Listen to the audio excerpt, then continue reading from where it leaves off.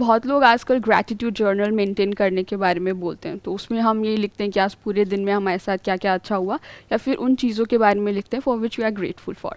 तो बहुत लोग अप्रिशिएट नहीं करते हैं चीज़ों को, क्रिप करते रहते हैं। तो ये इसीलिए है कि so that we focus on the positive aspects of our lives, so that we focus on what we have rather than what we lack.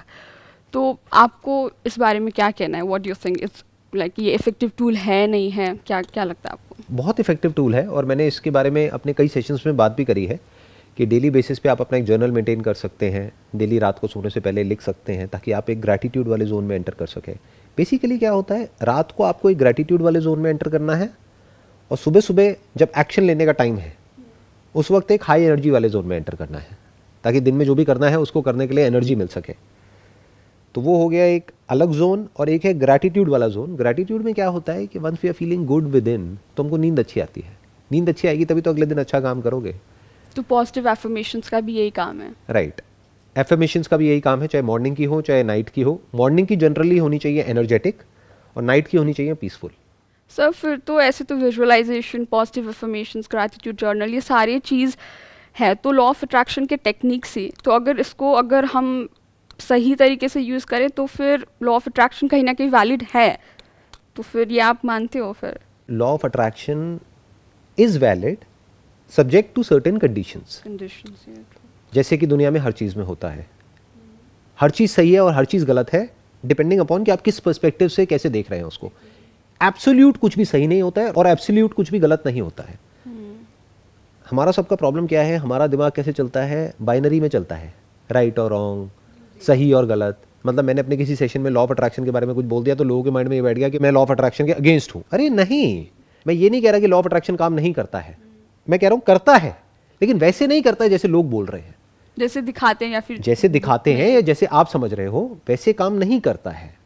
उसके पीछे की पूरी एक साइंस है जिसके अकॉर्डिंग वो काम करता है। फॉर एग्जाम्पल मैं क्या कह रहा हूँ कि ये गाड़ी है, मैं ये नहीं कह रहा हूँ कि वो गाड़ी नहीं चलती है, वो गाड़ी चलती है, उसमें फ्यूल डालोगे तो वो गाड़ी चलेगी। मैं क्या कह रहा हूँ, ये उड़ती नहीं है। प्लेन उड़ता है, ये गाड़ी उड़ती नहीं है। मैं बस इतना सा कह रहा हूँ। अब गाड़ी से आप एक्सपेक्ट कर रहे हो कि वो उड़ जाए उड़ जाए उड़ जाए, कितनी भी विजुअलाइजेशन आप टेक्निक्स यूज कर लो, कुछ भी कर लो, वो गाड़ी नहीं उड़ेगी। उस गाड़ी के अंदर का और बाहर का पूरा सिस्टम चेंज करना पड़ेगा तब उड़ेगी। तो अब ध्यान से समझो लॉ ऑफ अट्रैक्शन क्या है और किस तरीके से काम करता है। लॉ ऑफ अट्रैक्शन क्या है, बेसिकली आप सुबह से रात तक जो भी सोचते हो अपने अंदर ही अंदर, आपका दिमाग उस डायरेक्शन में चलने लग जाता है, वो चीज़ें मैनिफेस्ट होने लग जाती है आपकी बॉडी के लेवल पर, बट एक्सटर्नली नहीं होती है।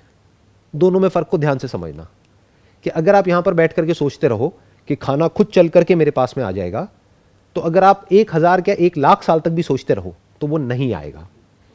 अगर ऐसा होता तो वो बच्चा जो कि भूख से तड़प रहा है उसके पास में खुद खाना चल करके आ जाता, क्योंकि वो सिर्फ और सिर्फ खाने के बारे में ही सोच रहा है या सोच रही है। बट अगर आप इस मैनिफेस्टेशन को देखते हो अपनी बॉडी के बेस पे तो डेफिनेटली ये काम करता है। यानी साइकोलॉजिकली जो भी आप सोचते हो वो आपकी बॉडी पर मैनिफेस्ट होने लग जाता है। आप अगर अपने अंदर ही अंदर ये सोचते रहते हो मैं बीमार ना हो जाऊं, मैं बीमार ना हो जाऊं, मैं बीमार ना हो जाओगे। क्यों हो जाओगे? क्योंकि आपकी ब्रीदिंग में चेंजेस हो जाएंगे, आपकी जो बॉडी है वो ढंग से फंक्शन नहीं कर पाएगी। इसको स्ट्रेस बोलते हैं, एंजाइटी बोलते हैं। उसकी वजह से बॉडी में प्रॉब्लम्स क्रिएट होने लग जाएगी, वो प्रॉब्लम्स बॉडी के लेवल पर मैनिफेस्ट होने लग जाएगी। बट अगर आप यहां पर बैठ करके, जिस तरीके से लोग बोलते हैं कि आप अगर बैठ करके कुछ भी सोचते रहो कि मुझे इतना पैसा चाहिए, तो वो पैसा आपके पास में खुद चल करके आ जाएगा, ऐसा नहीं होता है। क्या होगा उससे, ध्यान से समझो।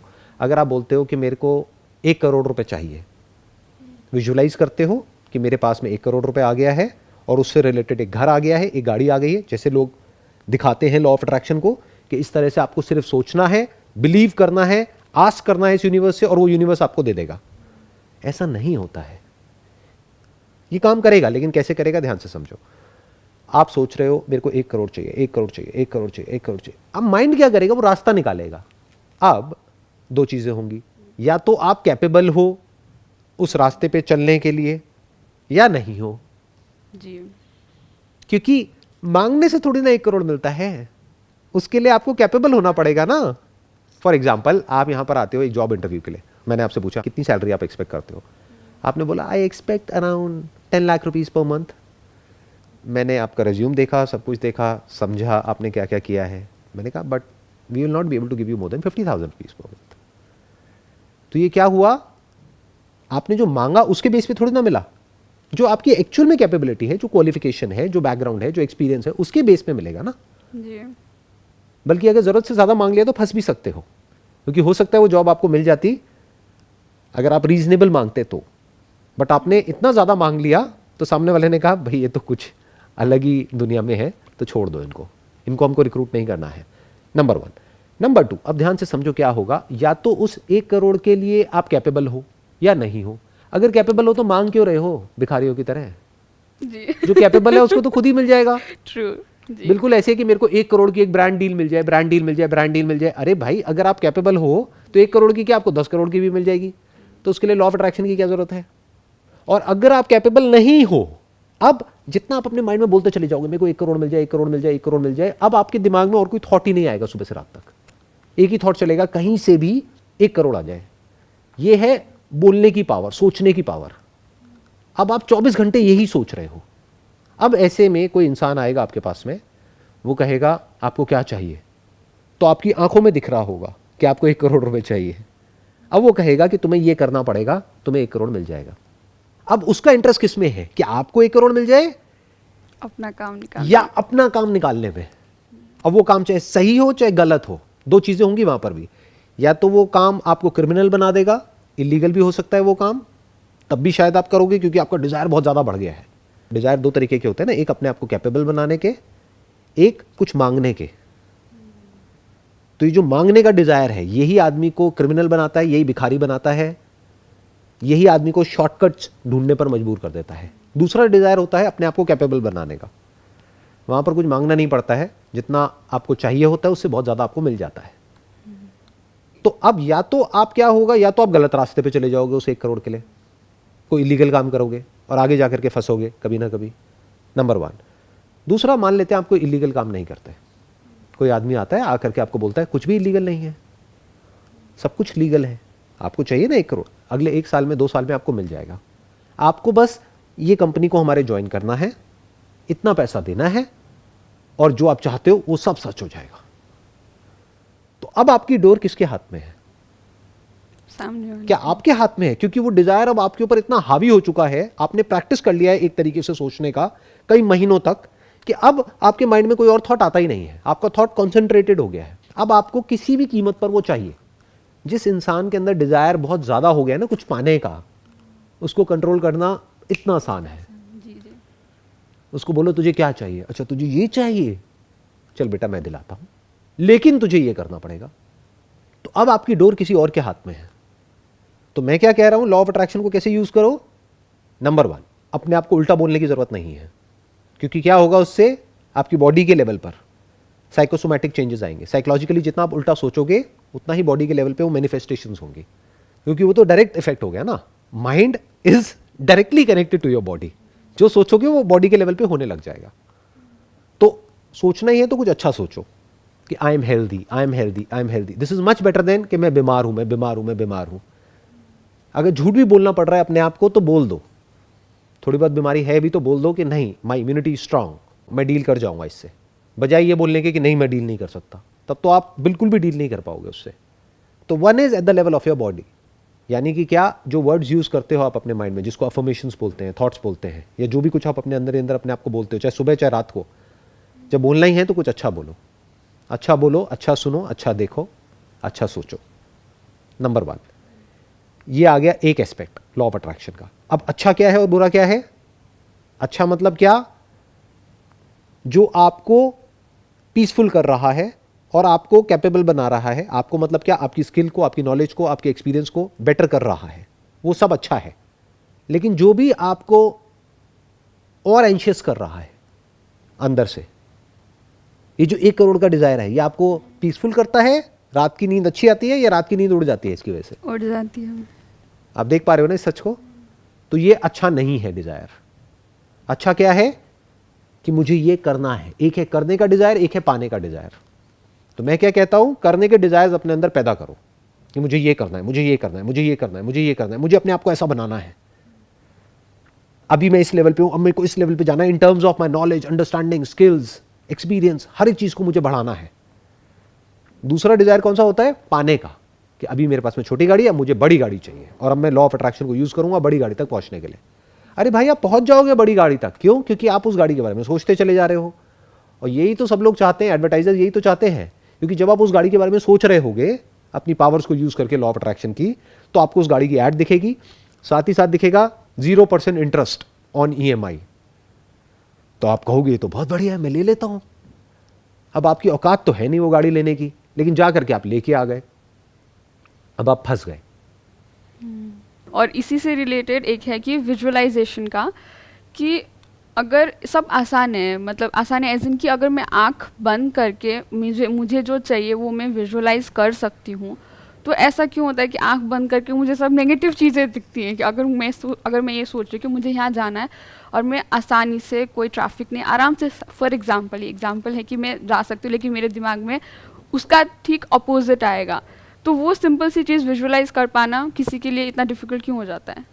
इसलिए क्योंकि आप बीच में विजुअलाइजेशन को घुसा रहे हो, क्योंकि कहीं से पढ़ लिया है इसके बारे में, कहीं से सुन लिया है। मैंने कभी भी विजुअलाइजेशन के बारे में बात नहीं करी है। मैंने क्या बोला है कि अपने आप को कुछ अच्छा बोलो। मैंने ये नहीं बोला है कि बैठ करके विजुअलाइज करो, ये सोचने लग जाओ कि मैं बहुत हेल्दी हूँ, ये एक्सट्रीम में जाने वाली बात हो गई। तो क्या करना है आपको? आपको अपने आप को एज इट इज़ देखना है कि अभी आपकी करंट स्टेट क्या है। जहाँ तक मैं देख पा रहा हूँ, आपकी आंखें ठीक है, कान ठीक है, आप मुझे सुन पा रहे हो, देख पा रहे हो, खुद चल करके यहाँ तक आए हो, जी। तो हाथ पैर भी सही सलामत है भगवान की दया से, तो सब कुछ ठीक है एट अ फंडामेंटल लेवल। तो ये कोई इल्यूजन नहीं है, ये फैक्ट है। बाकी रही छोटी मोटी बीमारियां, वो आती जाती रहती हैं, वो सबके साथ है। तो ये आप किसी इल्यूजन के बेस पे नहीं बोल रहे, अननेसेसरी विजुअलाइज नहीं कर रहे कि मैं हेल्दी हूं। आप रियलिटी को देख लो कि आप एक्चुअल में हेल्दी हो। जी जी, जो चीज़ है नहीं उसको विजुअलाइज कर पाना थोड़ा मुश्किल हो जाता है। राइट। और वो सोचना ही क्यों है? वही तो मैं बार बार कह रहा हूं कि why do you have to think about something which is not real? Think on the basis of reality. Visualise करना भी है तो ये करो कि अभी मैं एजुकेशन वाइज इस लेवल पर हूं, आने वाले इतने साल बाद मैं इस लेवल पर होंगी इन terms of my educational qualification, जिसकी बेस पर मैं काम करने के लिए, प्रैक्टिस करने के लिए और जो भी कुछ करना है पढ़ाई करने के लिए, सबके लिए मैं तैयार हूं। तो ये सब रियल हो गया। जिसकी आप बात कर रहे हो विजुअलाइजेशन, दैट इज अनरियल।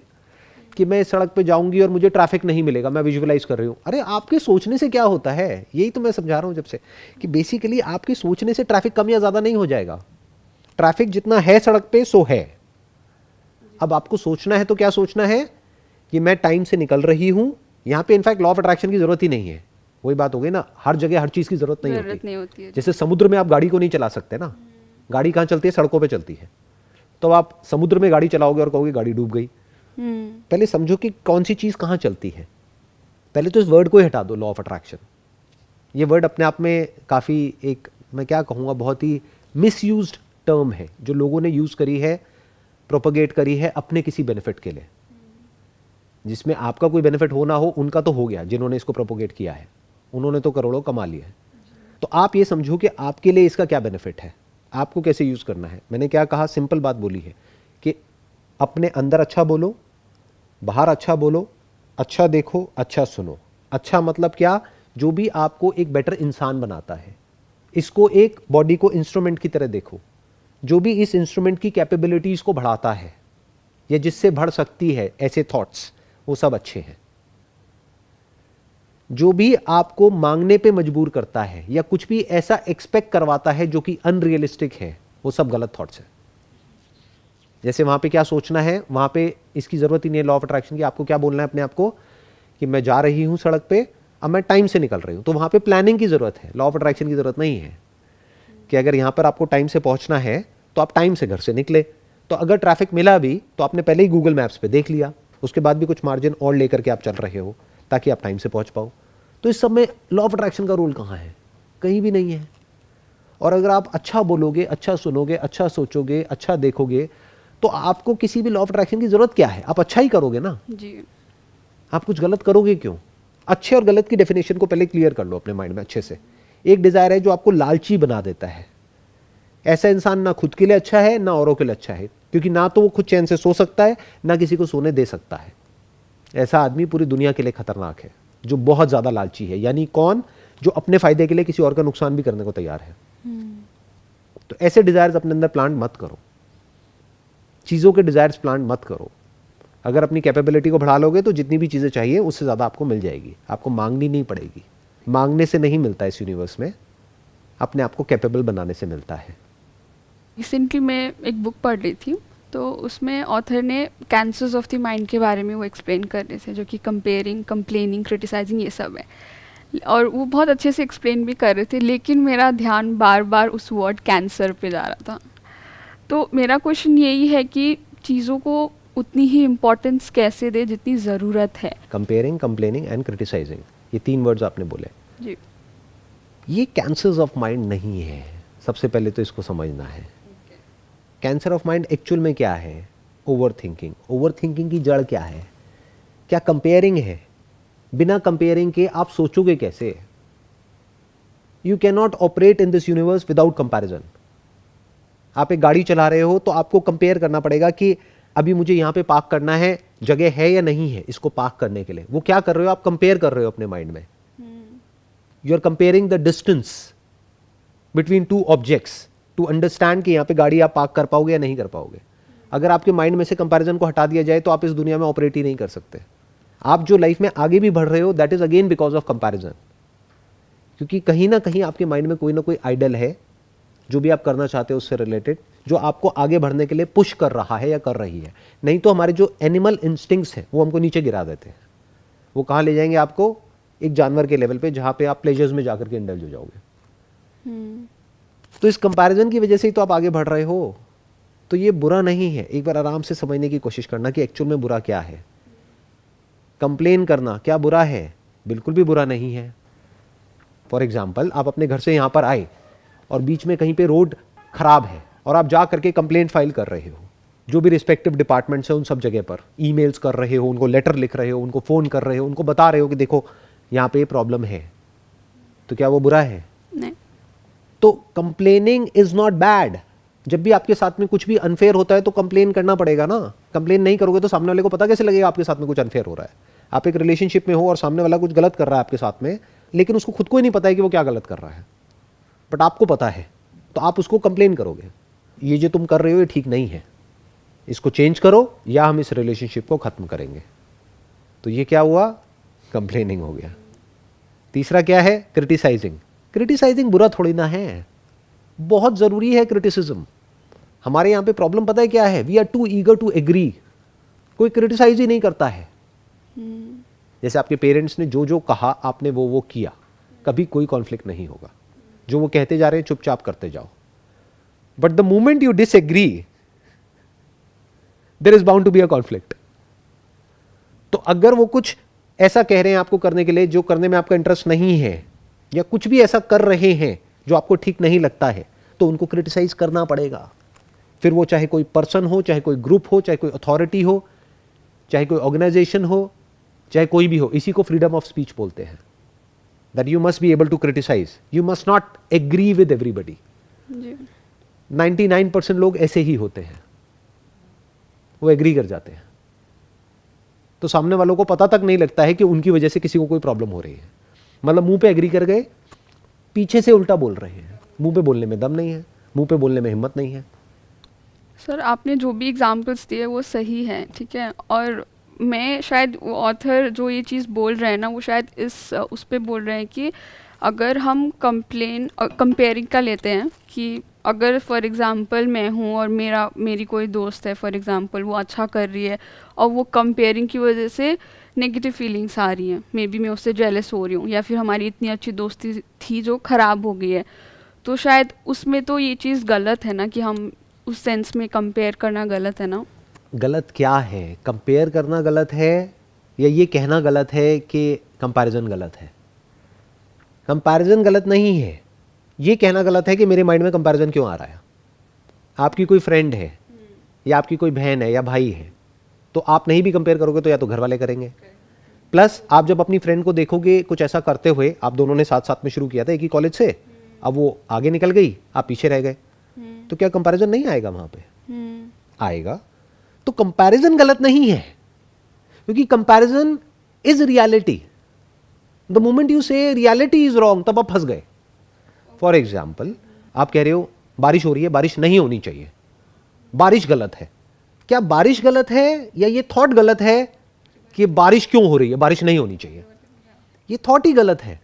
तो कंपैरिजन गलत नहीं है, क्रिटिसिज्म गलत नहीं है, कंप्लेन करना गलत नहीं है, कहीं पर भी जाकर के कंप्लेंट फाइल करना या किसी को कंप्लेन करना, ये सब गलत नहीं है. ये सोचना कि ये गलत है, ये गलत है. Okay okay okay. सबसे पहले तो इस थॉट प्रोसेस को ठीक करो. जी. आपने देख लिया दोनों में डिफरेंस, क्लियर हुआ? अब हमने क्या किया, जो जैसा है उसको वैसे ही देख लिया, उसको डिनाई नहीं किया. अब क्या हो रहा है, आपके माइंड में कोई ऐसे थॉट्स आ रहे हैं जहां पे कि कंपैरिजन आ रहा है, तो अब आप अपने आप को ये नहीं बोल रहे हो कि हाय मैं कितनी बुरी हूं, देखो मेरी इतनी अच्छी फ्रेंड है या मेरी सगी बहन है, मैं उसके बारे में इतना कैसे उल्टा सोच रही हूं. क्योंकि जब वो कंपैरिजन का थॉट आएगा तो हो सकता है आपके अंदर गुस्सा भी आएगा, या तो अपने ऊपर या उसके ऊपर. जी.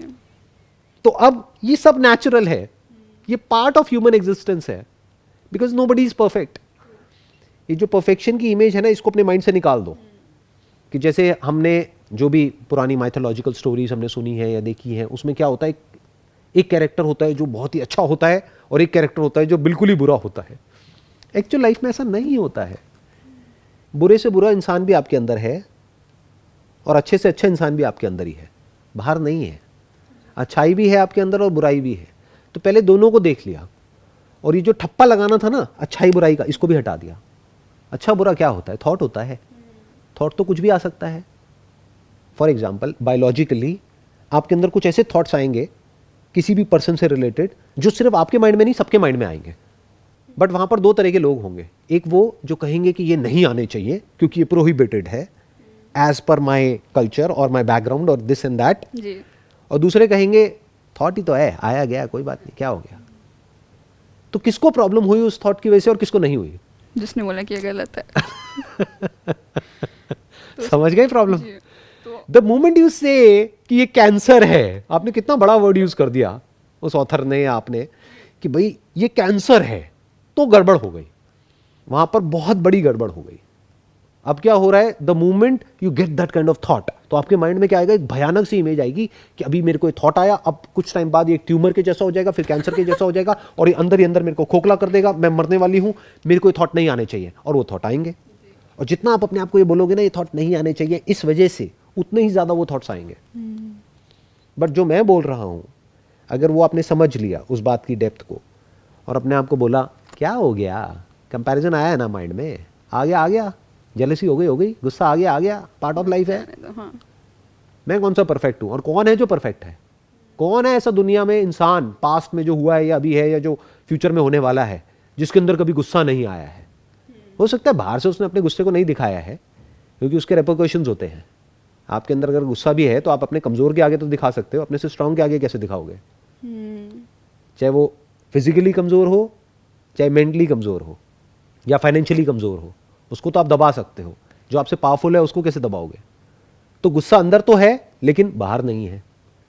तो ऐसा कोई इंसान नहीं है दुनिया में, ना कभी होगा, जिसके अंदर कभी कोई कंपैरिजन नहीं आया है, जिसने कभी कंप्लेन नहीं किया है, या जिसने कभी क्रिटिसाइज नहीं किया है किसी को भी, या जिसके अंदर कभी कोई गुस्सा नहीं आया है, या जिसको भी आप नेगेटिव थॉट्स बोलते हो, नेगेटिव फीलिंग्स बोलते हो, नेगेटिव इमोशंस बोलते हो इन इन्वर्टेड कॉमास, वो उसके माइंड में नहीं आए हैं. ऐसा इंसान ना तो कभी पास्ट में हुआ है, ना अभी है, ना कभी होगा.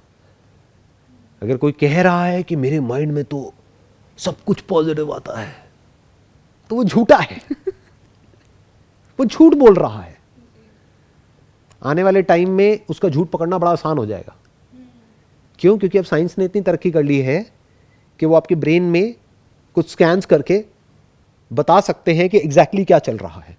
तो वो जो झूठा इंसान होगा ना, उसको वहां पे ले आकर के स्कैनर के अंदर बिठा दिया जाएगा, और 1 मिनट में सब निकल के आ जाएगा कि अरे इसकी ब्रेन तो उससे भी ज्यादा एक्टिव है जो एक ह्यूमन है. क्योंकि ये तो सुपर ह्यूमन है, तो इसकी ब्रेन तो बिल्कुल काम होनी चाहिए, ब्रेन में कुछ होना ही नहीं चाहिए. लेकिन जैसे उस स्कैनर में गए, पता लगा अरे यहाँ तो कुछ और ही चल रहा है. इसके अंदर तो उससे भी ज्यादा केओस है, उससे भी ज्यादा कॉन्फ्लिक्ट है, उससे भी ज्यादा एक्टिविटी है. इस सुपर ह्यूमन में तो उस ह्यूमन से भी ज्यादा एक्टिविटी हो रही है. ये कैसा सुपर ह्यूमन है? समझ गए? तो इस मिथ से बाहर आ जाओ. ना कोई सुपर ह्यूमन होता है, ना कोई सुपर विलन होता है, ह्यूमंस होते हैं। तो सर जो आप बोलते हो ना कि थॉट्स आए और फिर उसको जाने दो, तो ये क्या इतना इजीली वो हो जाएगा कि हाँ ठीक है यार आ तो रहा है जाने दो और दूसरे काम में लग जाओ, तो वो हो जाता है ऐसे आसानी ऐसे से? नहीं होता है, क्योंकि ऐसे आप जितना करोगे आप उससे भाग रहे हो, जितना भागोगे वो थॉट्स और ज़्यादा आएंगे, वो ओवर थिंकिंग और ज़्यादा हावी हो जाएगी। तो आपको क्या करना है, आपने इस रियलिटी को देख लेना है कि थॉट्स आते हैं और चले जाते हैं, फीलिंग्स आती हैं चली जाती हैं, इमोशंस आते हैं चले जाते हैं। क्या ये रियलिटी है, या इसके लिए आपको अपने अंदर एक डिज़ायर पैदा करना है और ऐसा इंसान बनना है कि आपके अंदर थॉट्स आएँ और चले जाएं? अभी इस क्वेश्चन में इंप्लाइड क्या है, आप चाहते हो कि आपका माइंड ऐसा हो जाए कि जिसमें कोई भी थॉट आए और वो चला जाए, आपको तंग ना करे। This is what you want, yes sir. Right? तो you don't have to want it, because this want is the problem.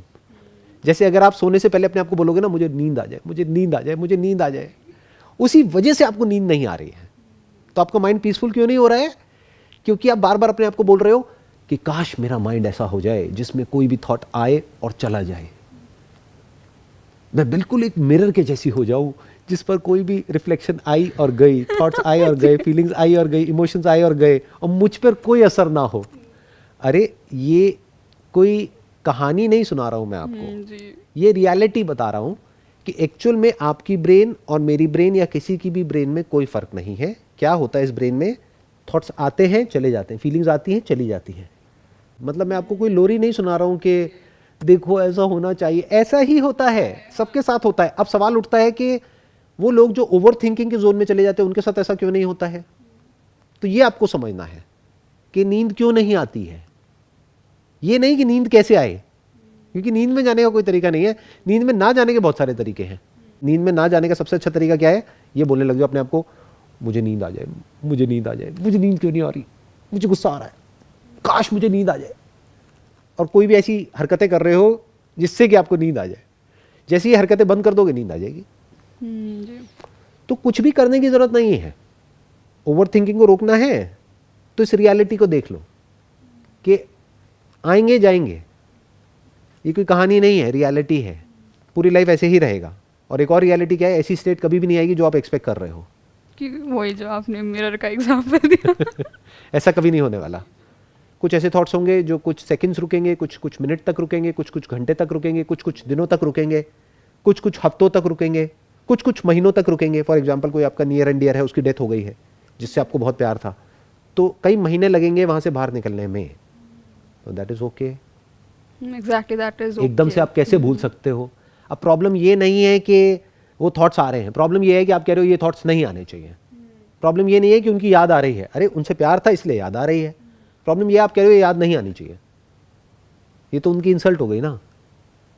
सोचो अगर वो यहीं कहीं आसपास हो तो वो देख करके कहेंगे ये क्या बदतमीजी है, मुझे तो तुम कहती थी कि मेरे से बहुत प्यार है और तुम 4 दिन में मुझे भूल गई। तो कुछ महीने तो लगने चाहिए ना उनको भुलाने में, तब तक रोना भी है, बुरा भी फील होगा तो होगा, उनको मिस करोगे, करोगे, सब कुछ होगा। समझ गए? You got the answer? Yes sir. हाँ, इसको बोलते हैं बिल्कुल हल्के फुल्के हो जाना अंदर से। That's it. Yes sir, thank you Wish you so all the much best. Sir, Most मुझे ये welcome. अपॉर्चुनिटी देने के लिए, और मुझे आपसे बात करके बहुत अच्छा लगा। जय Most हिंद सर। welcome.